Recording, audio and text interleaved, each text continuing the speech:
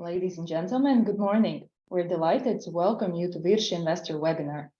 Today we're hosted by VIRŠI Chairman of the Management Board and the CEO, Jānis Vība, as well as member of the Management Board and CFO, Vita Čirjevska. During the webinar, you will be introduced with VIRŠI most recent key activities and financial results, as well as an insight into company's future plans. After the presentation, we will have a Q&A session. To submit your question to the company, please use the Q&A window that you see on the bottom of your screen. The recording of this webinar will be available shortly after the session. Now, let me hand over to Jānis and Vita. Thank you, Ieva. Good morning, dear participants of the webinar. We had quite a strong and period in last 6 months, full of activities. So today we, together with Vita, will tell you more about it. So let me start by reminding what are the key business segments in which we are operating. So we have convenience store segment, we have fuel sales, and we have also energy. And what we would like to stress is that in terms of gross profit, the weight of gross profit, we see that in last 6 months, store and energy segments actually combined exceeded 50% of this gross profit on group level, which is completely in line with our overall strategies that we would like to have a less dependence on fuel sales in future, and we want to diversify our business model. And this is on top the fact that actually fuel sales increased quite a lot. But the store and energy segment was actually developing even faster. Now let's go maybe to a bit broader view. So what is happening in energy markets? So we have fuel, natural gas, and electricity as our key products in energy market. And if we talk about fuel, so we obviously see that back in February there was an embargo imposed on Russian oil and the oil products, and we see that obviously Europe has become much less dependent on Russian oil, and this Russian oil now is obviously going to Asia markets, particularly in Europe, in China and India. And in terms of volume, this Russian oil actually has not decreased significantly. It simply has changed the places where it is going. So because of that, obviously Europe had less oil coming from Russia, which is obviously giving some pressure on the pricing of oil. On top of that, obviously, we see that the OPEC countries are trying to limit oil supply so that it would have some effect on price increase. And we also see this that global growth in economy is actually still in place. It's not so that there is a huge recession overall. So it means that demand for oil products is still quite significant. And therefore, in last couple of weeks, we actually see that there is some price increase in oil products. If we go next to this natural gas market, we see that obviously there was a huge fluctuations after Russian aggression happened to Ukraine. The prices were exceeding even at some point 200 euros per megawatt. Now we are actually back in level which we see in 2021, and that is mainly because Europe has adapted to this new situation. Europe has increased hugely this capacity in LNG terminals, and therefore natural gas in Europe has now become much more less dependent on pipelines, but instead it is using LNG for this purpose. And as a consequence, we see that the storage levels of natural gas is quite high, and therefore the prices are somewhat lower than in previous quarters and back to 2021 level. And locally, if we speak about our regions, then we see that terminals in Klaipėda and in Lithuania and in Inko in Finland are operating. Therefore, this risk of, let's say, LNG shortage in our region is obviously becoming quite small. Electricity segment, here again, obviously it's very correlated to the pricing of natural gas. We see that lower natural gas is impacting also lower pricing for electricity. And therefore, in the last couple of quarters, the decrease in pricing level for electricity is quite huge. But still, currently, electricity is still around 2 times more expensive than it was in a period before the Russian invasion in Ukraine. And additionally, what we see is that there is a huge uptake in this solar capacity. Solar energy is being produced. And therefore, there are some days when the electricity pricing in the middle of the day, if it is a sunny day, and especially if it is also a windy day, we see that electricity pricing is approaching even zero or even negative territory. And yeah, the other things is that in Latvia we saw quite a big, let's say, floods in Daugava River. And that actually impacted our electricity generation capacity, and therefore we see that pricing was also quite decreasing in Q2 in Latvia locally. So all in all, that's a big picture about energy products. And then let me maybe go next to some of the highlights what we have done last 6 months of 2023. Because there has been quite extensive job being done in various areas. And maybe let's start with development of station networks. So in this period, we increased our number of stations by 2. And these 2 stations are franchise stations in region of eastern Latvia.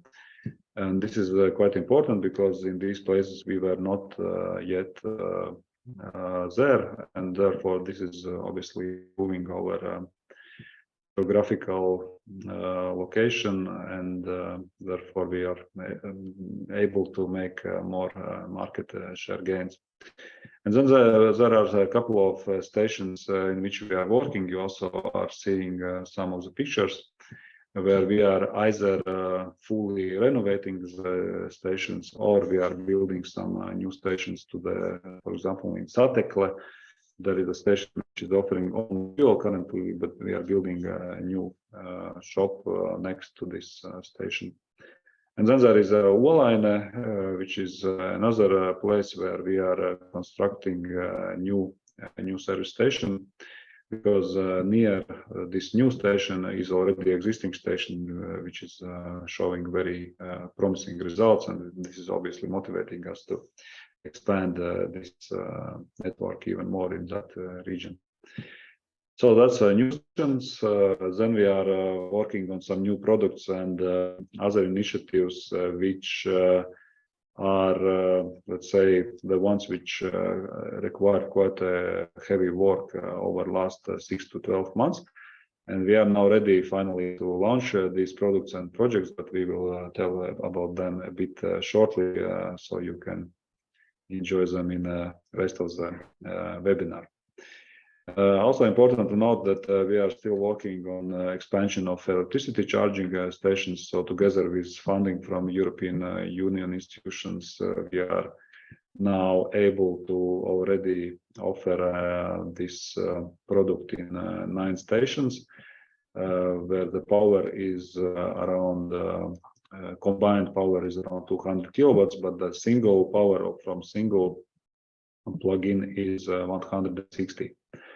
And these 9 stations which are already operating, they will grow to at least 14 stations by end of the year, and to some 20 stations in the first half year of the 2024. So it's developing rapidly, and we see that actually the statistics show that customers are valuing this product, despite the fact that it is still taking quite a small, below 1% market share of overall cars in Latvia.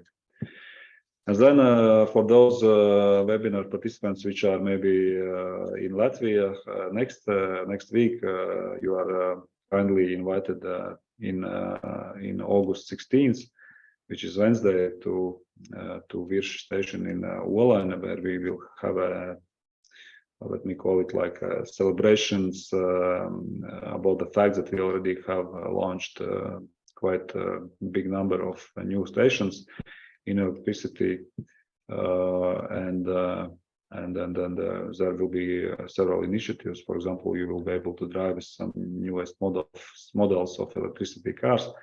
If you will come by your own car, you will get free charging. So there are some other things. So if you are able to, please join us next Wednesday.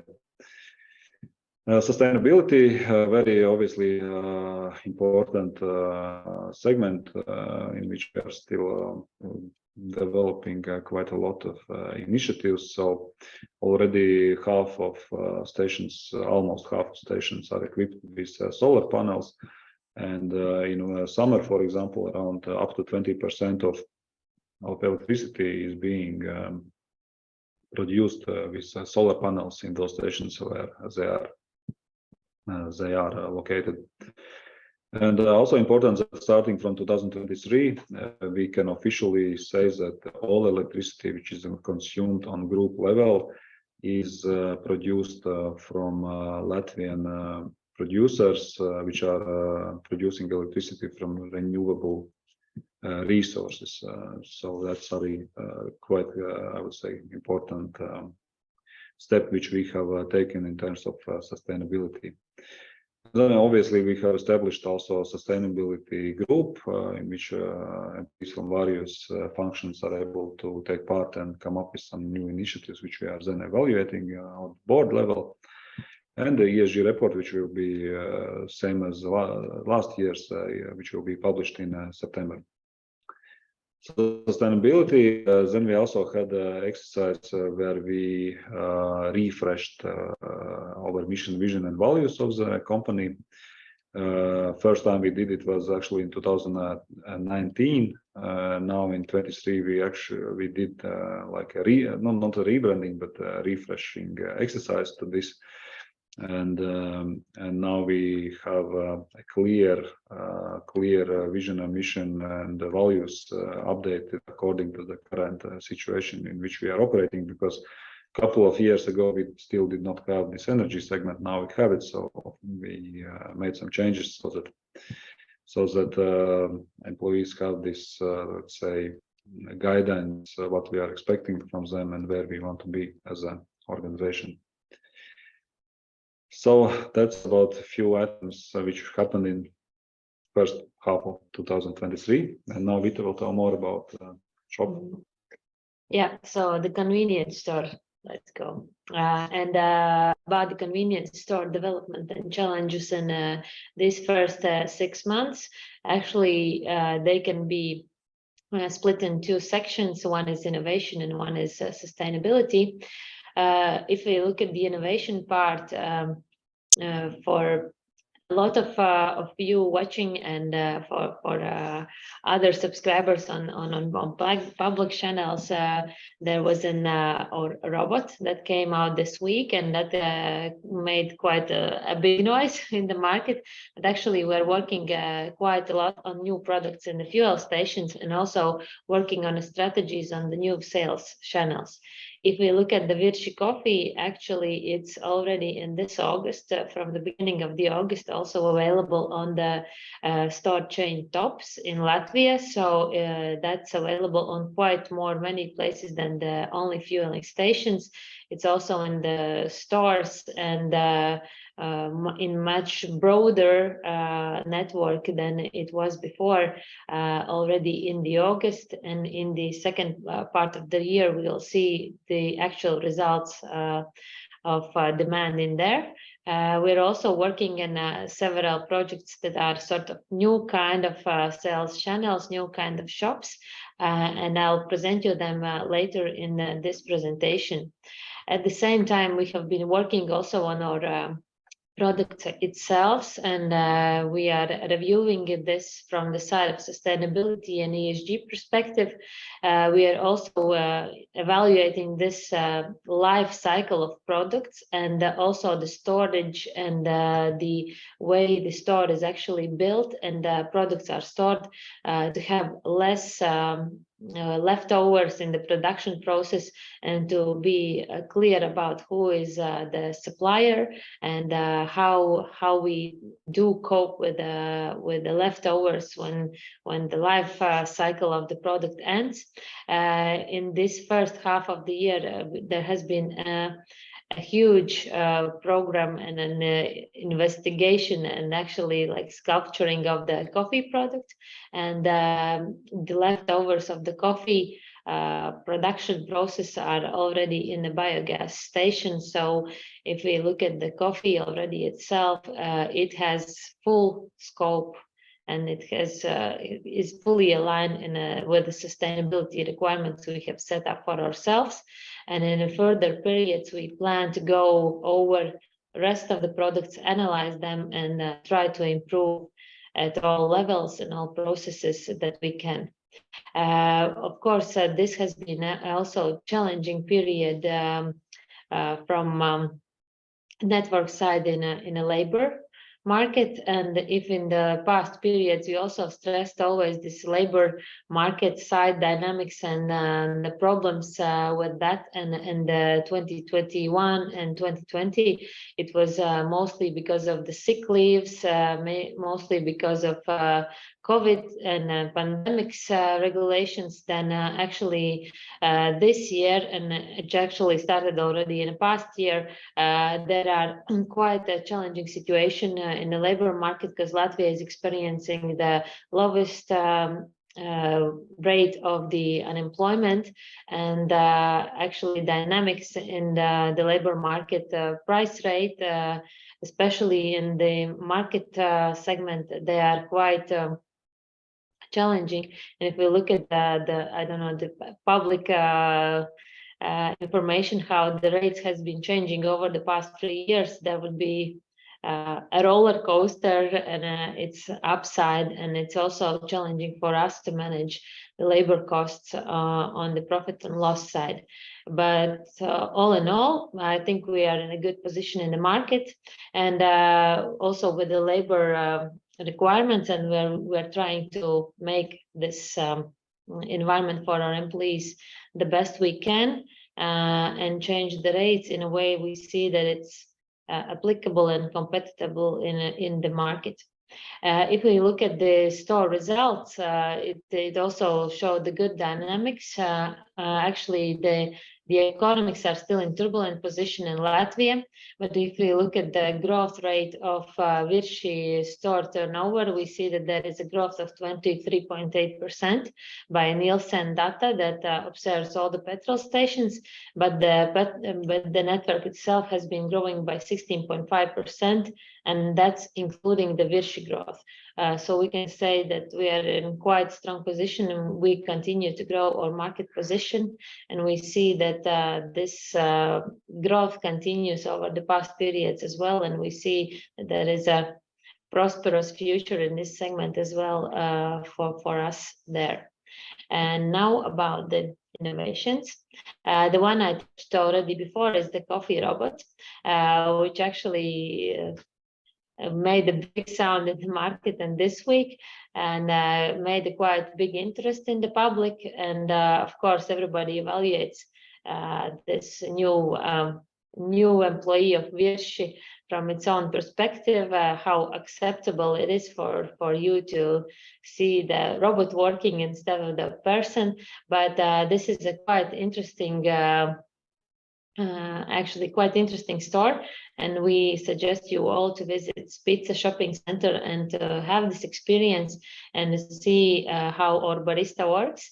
And if we see in the fueling stations that coffee has always been more attractive to the family, the oldest members of the family, and in this small store that will be also a very interesting place for the kids, and you can get more than 20 drinks from our barista, applicable for any taste.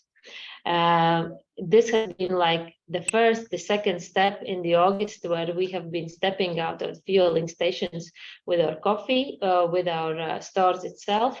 As I mentioned, we are in a TOPS shop network with the coffee, and now also with a coffee robot in Spitz shopping center. And then we also have the third innovation for our network, and it's opening up in September this year. We had a lot of requests for our clients in the center of the Riga, where there has not been any VIRŠI coffee, but there are a lot of VIRŠI coffee lovers. So from the September of this year, in Tarbata Street 24, in the very center of Riga, we have found the place that is, we believe, the best fit for VIRŠI stores. And we will have the first VIRŠI store itself without fuel products, but with new, updated, and more extensive shopping offer. So if you are in Riga, don't hesitate to visit, and you're welcome. Yeah, definitely. Okay, so let's go to fuel. What is happening in the market is that we still see that biggest players are continuing to increase their market share, which effectively means that this market consolidation is still happening. We also see that there is quite a big, let's say, competition or fight for a retail segment, because obviously we are gaining the market share, someone is losing it, and nobody wants to lose the market share. So there is a lot of promotions, discounts, and marketing activities which are negatively impacting the margins of the product. But overall, what we have done is a really strong performance in terms of fuels amount sold. So we have increased our volumes by more than 14% in last 6 months versus last year. While in Latvia overall, the increase is only a bit more than 2%. So it's quite a significant market share gain. And we will obviously continue to do it in a similar pattern in future. And then also on alternative fuels, I remind that we are still the only ones which are offering CNG product in the Latvian market. And we are actually happy to see that this market is still growing, despite the fact that there were some challenges with the price of natural gas in the last couple of quarters. But what we see is that we are able to grow CNG amount by 18% versus last year, which is obviously showing that our customers are still valuing this less CO2 product which we are offering. And in terms of electrical cars, this is a market which is increasing, obviously, and we have currently around 5,000 electrical cars in the market. But still, given the fact that total market is much higher or larger, so these 5,000 cars are constituting around 0.6% of the total market. So overall, I would say quite strong performance from fuel market. And which is also important to note is that there is a project which we have been working for quite a long time, I would even say. And we have finally launched a mobile application in Apple Store and Google Play in August 9th, which is basically Wednesday this week. And now any customer who is visiting our stations is able to download this application and very simple choose which product to fill, and basically to pay by not going into the store. That's one thing, but another thing is that obviously this app can also be used to have some paying functionality also on store products and having these discounts on store products. And which is also important that finally you can get rid of your plastic card. You can obviously combine it with your bank card and a mobile app, and in that way become a bit more nature friendly. So I would really invite everybody to try to test this, which is very fresh. Of course, we understand that there might be some few maybe issues at first, but currently what we see is that this popularity is growing quite significantly for this app, and hopefully we will continue in the same way. And then on electricity, a couple of things. So that's our third segment, or energy segment, in which we are working. You can see that this electricity which we are selling to our customers internally in Latvia and also outside of Latvia is growing very rapidly. So in the first half of 2023, we actually sold already 130 gigawatts of electricity, which is quite a significant amount given the fact that we only launched this segment only around 2 years ago. And therefore, we see that our B2B customer portfolio is increasing in our electricity segment quite significantly. We are also working extensively with more than 60 producers of renewable electricity in Latvia, and also actively trading this renewable electricity which we have bought, these trading certificates, so that there are quite a big demand for these green certificates, which are proving this say green or renewable origin of our electricity, and is becoming like a revenue stream for us. And also important thing, very important, we already announced that we are working on electricity product for households, and we can officially announce that by end of September we will launch this product into the market. Currently, all employees already are using this product, and we will be ready by end of September to launch this product for households. So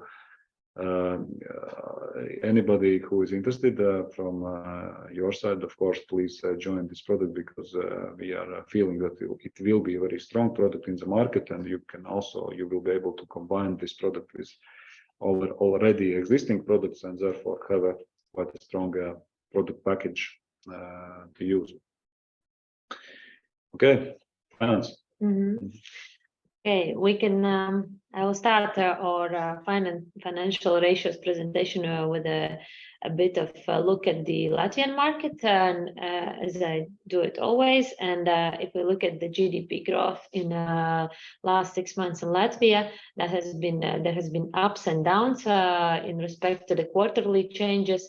In the first quarter, there was plus 0.8, and then there was a drop of 0.9. Still, Latvian Bank sees that this year could finish at around 1.2 GDP growth, and still quite high inflation rates of 8.5. If we look at the VIRŠI situation, as you saw in the previous slides, in general terms, there has been growth in all segments, and the situation is quite strong. But looking at the financial data, we see that, for instance, turnover grows by 5%, but as a fueling station and network, we are quite correlating with the fuel price change.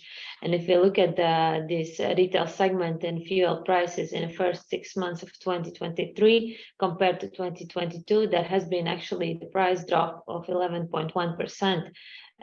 Thus, turnover rate is not quite indicative in this situation. It's rather gross profit that we present, and there has been growth of 10%. Mainly this growth has been generated by two segments, which is convenience stores and energy sector.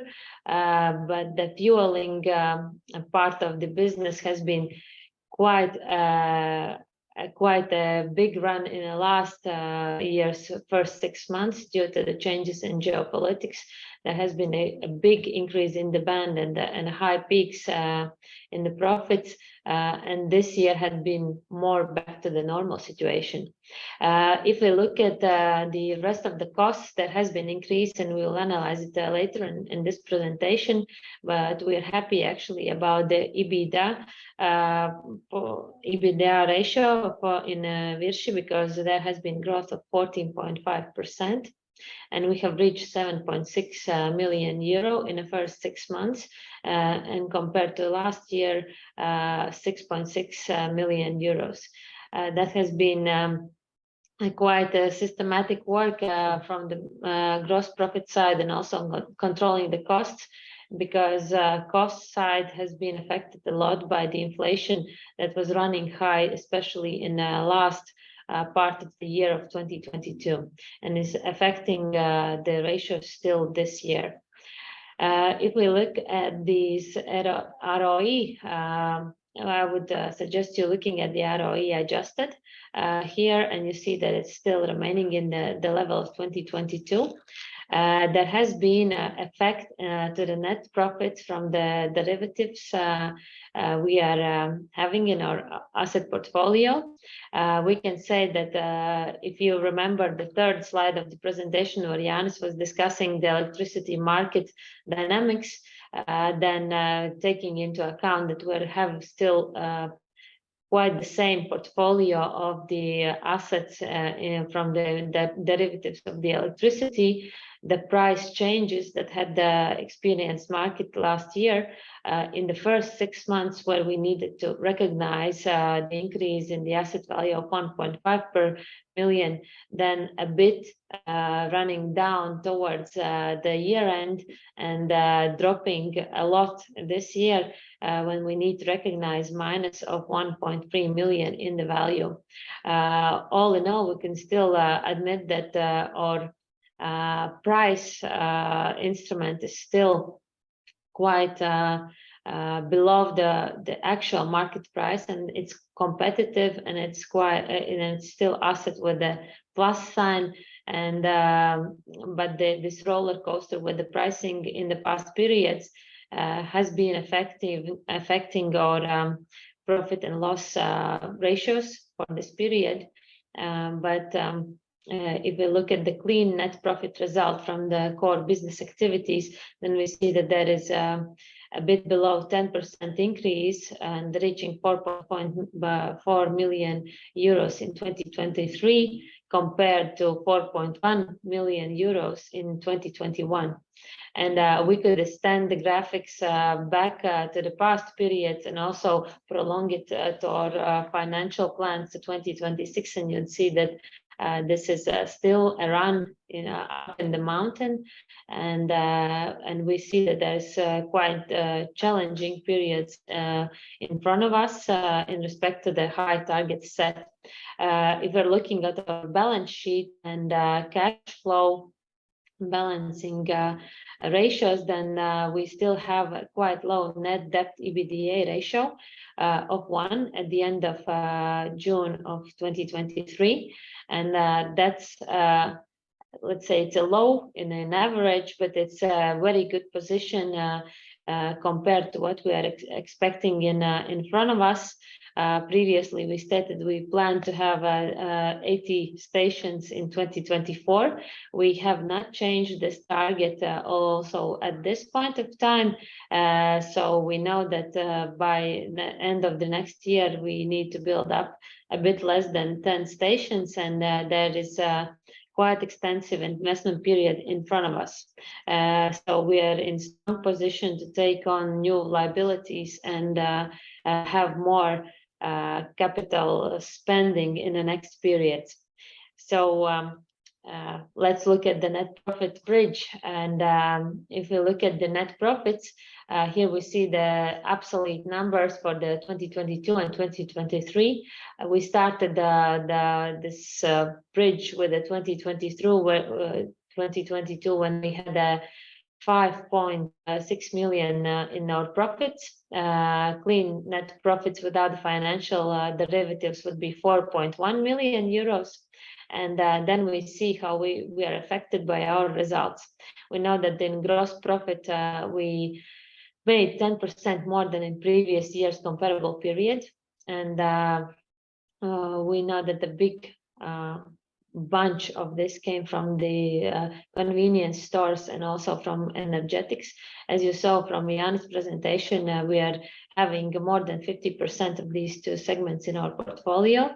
Last year, with the market situation, actually we were quite low and finished the year with a 44% in these two segments. But we were quite affected by the inflation in the labor market and also in the rest of the costs. And if we look at the selling costs, that is increase of around 500,000, and most of this increase comes from the labor costs that increased year to year by 15%. There was also increase in the rest of the costs to operate the infrastructure, and altogether we still managed to make EBITDA of almost 1 million more than in the past year's first 6 months, and increased it by 14.5%. If we look at the rest of the positions, we know that our network is still expanding and depreciation is growing, and that's let's say it's controllable and understandable, and we can cope with these expenses. But there has been also the position in the interest income and expenses where it has been increase more out of our control, because still in 2022, in the first half of the year, Euribor has been negative. Thus, we only had our fixed margin on our loan portfolio, but since 2022 middle July and up until now, when in this August, Euribor is reaching almost 4%, the interest rates are still running high. The inflation is still running high, and in this year our interest expenses has doubled. We're trying to manage these expenses by overnight deposits and like very conservative management of the loan portfolio. And also this year, by now, we have not still taken any more loans, and it's just a payback of the old loans and management on our operating cash flow. But yeah, that's the position that is. We are still looking forward for the Euribor to drop, but it's we can manage them, but it's not a pleasant situation as it's out of our control.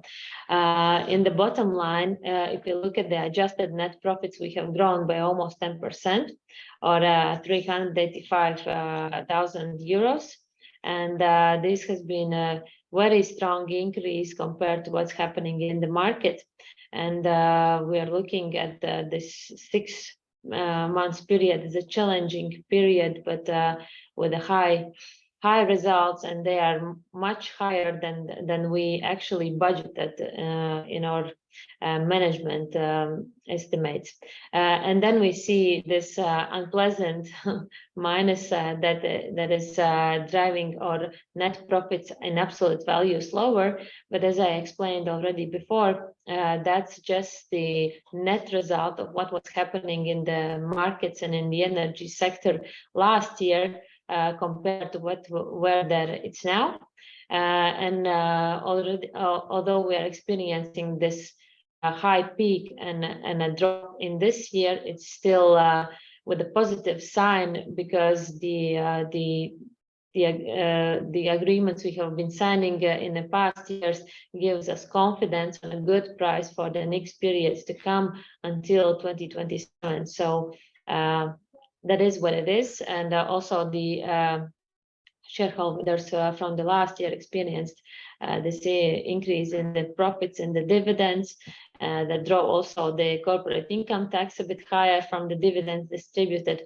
But in general terms, the situation is stable. It also helps us to manage and control our cash flow situation with the financial instrument we're having right now, and the net profits for the period have been quite high and pleasant for us as a management. Yeah. Yep. Okay, thank you. Before we jump to questions, let us look at strategic goals. I might remind you that when we launched IPO, we had a strategic long-term goals up until 2024.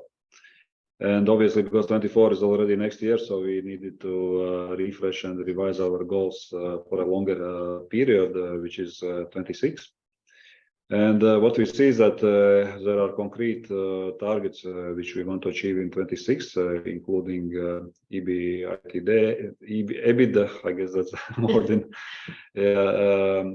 also net profit. So basically, we see that this development of organizations' profitability is expected to still be very significant, especially if you exclude these one-offs from this financial instrument. And the way how we will do it is we will continue to strongly develop our service station network. We see that an optimal number which we would have to reach by 26 is around 90 stations. Currently, we have 72, so we need to open at least 5 to 6 stations per year. And we see that next year will be actually, we might open even more. So next year will be very, let's say, critical in terms of expansion, where we will be opening new stations in very strong places, which should result obviously in even higher market shares for our segments. And then we are continuing to develop our alternative fuels. So again, currently we are already number one in alternative fuels because we are offering CNG product, which is nobody else able to do in the market. And that's obviously besides electricity product, which we are already offering. But in the next couple of years, we will be still working on LNG, on biomethane, and potentially also on hydrogen, so that by 26 we have quite a big range of alternative fuels to offer to our customers in a, let's say, ESG friendly way. And then obviously you need to mention this business diversification and in particular this gross profit. What are the sources from which this will be coming? We see that this dependency on fuel segment will be becoming even less in a couple of years. So we estimate that more than 55% of our gross profit should come from non-fuel segments, which is completely in line with our overall strategy to become less dependent on fuel segment. And none of this, obviously mentioned above, would be possible without top talent in our organization. So we will continue to work hard on becoming even stronger employer to our employees, so that we are able to attract the top talent from the market and also to develop existing one. And therefore, we are continuing to keep our goal to become top 10 employer in the Latvian market by 2026. And just to remind, in 2022 we were in top 40. So still a way to go, but not something which would be impossible to do. So that's it from presentation. Yeah. Thank you. Let's now continue with the Q&A. The questions keep coming in already. Please use the Q&A window should you like to join our discussion today. First question that we have received: what is revenue growth in comparable stations, excluding those added during past rolling 12 months versus last year? That's actually from our, let's say, limited information side. We're not providing such an information. You could have some comparison to these information we're giving in the management report about the stations that are incoming and have some understanding on the average growth. But we can say for sure that we are looking forward the old stations as well as the new stations and putting some investments there to have always this positive growth on both sections. New ones sometimes growing not as fast as expected or even faster than expected, and that's a quite let's say lottery what will be the result, but looking at the old stations, it's always a stable growth, and we watch out that all the investments made are paying off there. Yeah. Are there plans to increase the shareholders' discount per liter discount in the foreseeable future? We actually already increased this year slightly the discount, and we think that currently this offer for our shareholders is very competitive, because again, you can receive the discount not only on weekends but also on each working day, and on top of that, you can also have quite a significant discounts in our convenience stores and products. So therefore, no, answer is currently we are not expecting to revise this. Thank you. We talked about sustainability earlier in the presentation, and here comes a follow-up question. Do you track, and if yes, how, the sustainability of your partners in both convenience stores and fueling stations? I'd say that's quite a struggle in the market, and not for us, but for everybody with the new regulations. This framework is still sculpting up, but it should come in the nearest future. Right now in our sustainability team that Janis presented already before, we are working to understand what is the best fit and what is the best ratios to track on our suppliers. So right now it's more of a case-by-case analysis. Yeah. What are the plans in regards to opening new fuel stations? Yeah, we are, I guess, already indicated it somewhat in long-term strategy. So we need to have around 90 stations by 2026. Currently, we have 72. So which means that around 5 to 6 stations per year we will definitely open. And as I mentioned, the next year will be one of the most crucial ones, because we have long worked on several very strong projects which we needed to have all the permits and so on. And finally, they are ready. So next year will be quite exciting in this area, at least. Do you have plans to organize secondary public offering and increase free float of the shares in First North in the near future? And the short answer is no, not in the nearest future. As right now we see the sufficient balance of the internal management financing and the external. Do you plan to offer electricity for households only in Latvia or also outside Latvia? Honestly, obviously, the first milestone is Latvia market, which we will launch, as I mentioned, by end of September. Let me be honest, we have not currently thought about other foreign markets. Of course, we have some ambition within the team. I guess the first homework is to come and implement our strategic goals in Latvian market. And then in, let's say, 2 to 3 years time, we might think about some other markets as well. Yesterday, you released an update for the long-term development plan. Can you summarize this and the expected reduced profitability in the short term? Yeah, I can take this one maybe. So yes, if we compare 2024 previous goals with current 2024 goals, there is some slight drop, very slight in EBITDA, and a bit more significant in net profit for 24. But the reason is obviously the fact that I guess 2 reasons. First reason is that obviously we have this inflation coming all around and putting pressure on wages, on interest rates and so on, which is obviously making this market a bit tougher in terms of salaries and financing costs. And then the second reason, maybe even more important, is that we are actually accelerating our long-term investment plans in next couple of years quite significantly, because in order to develop around 20 stations, it's a huge amount of investment needed. And we see that obviously initially, once you build those stations, there will be some time when they kind of kick off. So you will obviously have the amortization costs in P&L, and therefore there will be a bit, let's say, more time needed so that those stations are giving our profits and EBITDA as a numbers. So So yes, that's what we can tell about that, but it does not, let's say, change the overall big goals for a longer term. We still want to become, and we will become, number one in all the segments. So a bit more patience needed. Yeah. All right. And continuing on the same topic regarding the long-term development plan, how do you expect to finance the expansion of the network?